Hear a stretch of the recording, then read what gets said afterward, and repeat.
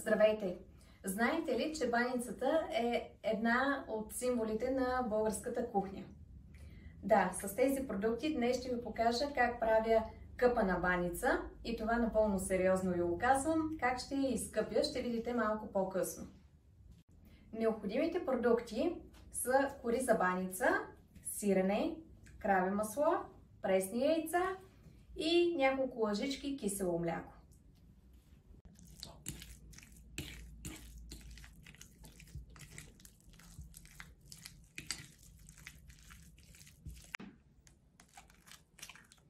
Първото яйце вече е вътре.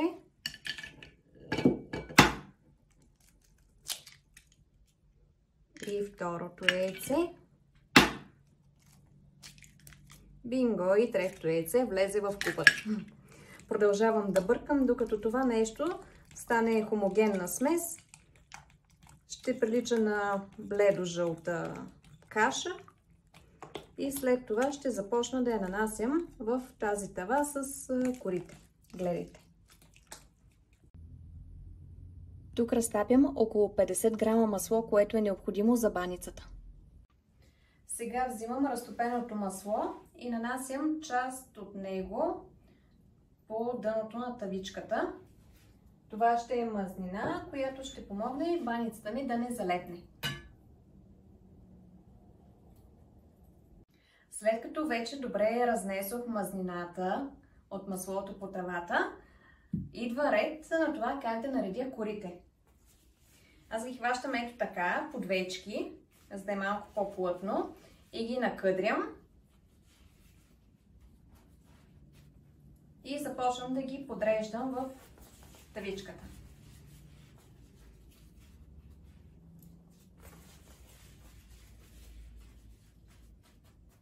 След като наредя първия слой, взимам от сместа, която преди това ви показах как разбърквам,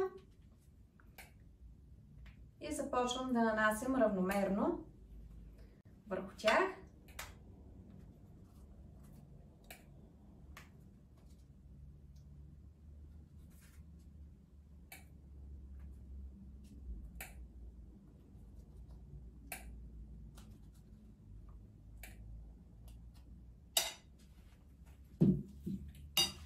И така продължавам с всички останали кори да си ги накъдрим и да ги поставям едни върху други и по средата да слагам от сместа.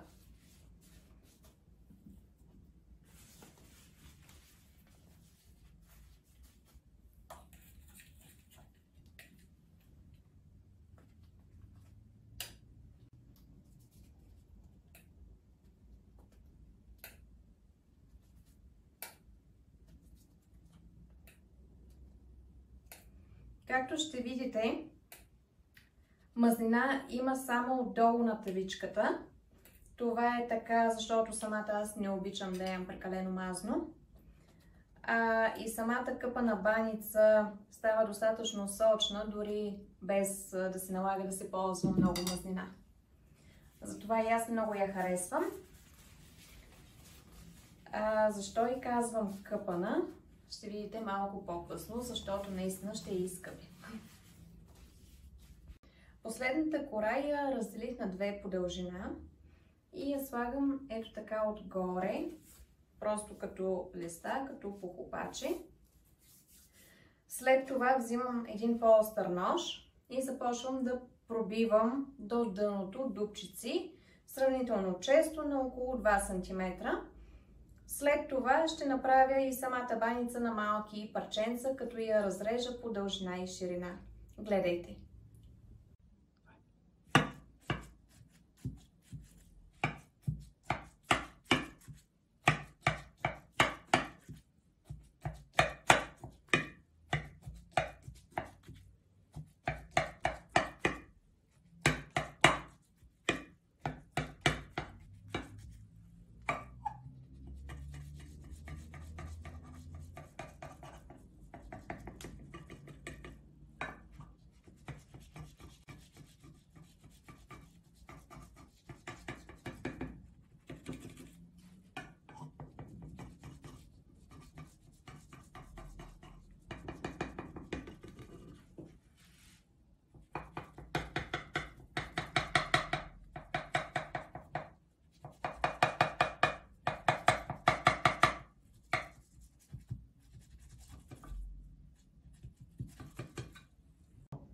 Баницата вече я продупчих и направих на малки парченца.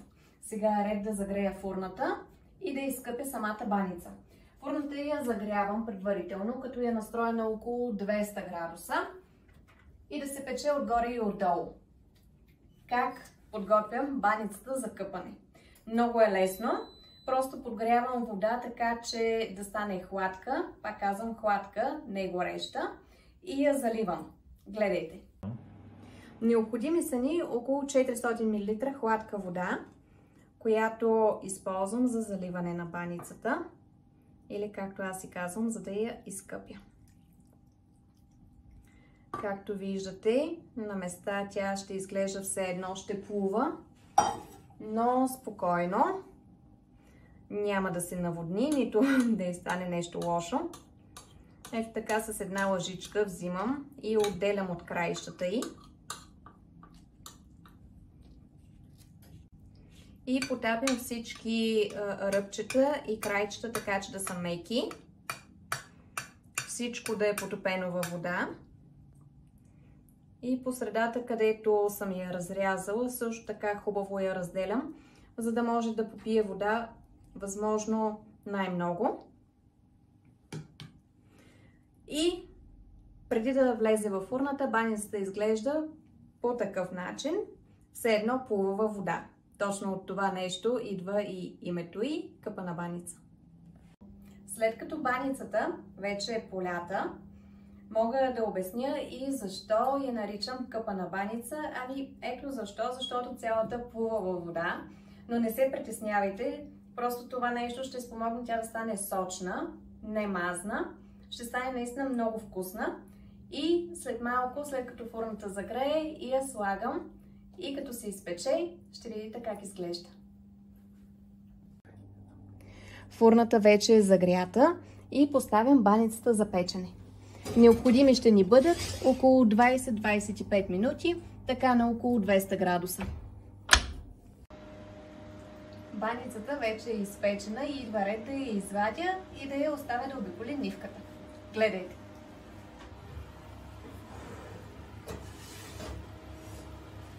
Ето я, готова и изпечена.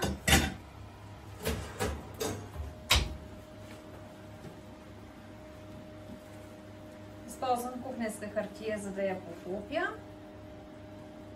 И след това с една кърпа.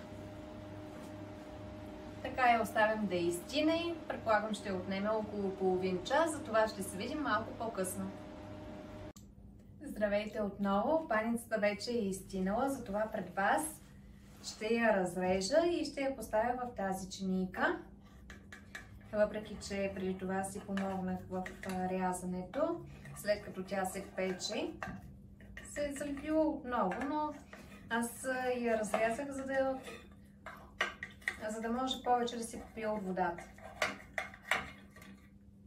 Така. За съжаление обаче лопатка нямам, но с това ще се опитам ето така, с ръчичка и с ножче. Ето така изглежда, напълно изпечена, все още леко вряла.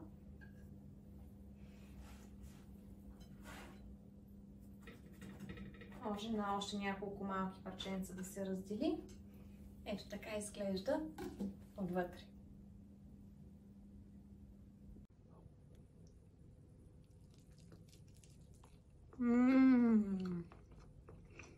Разкошна, както винаги.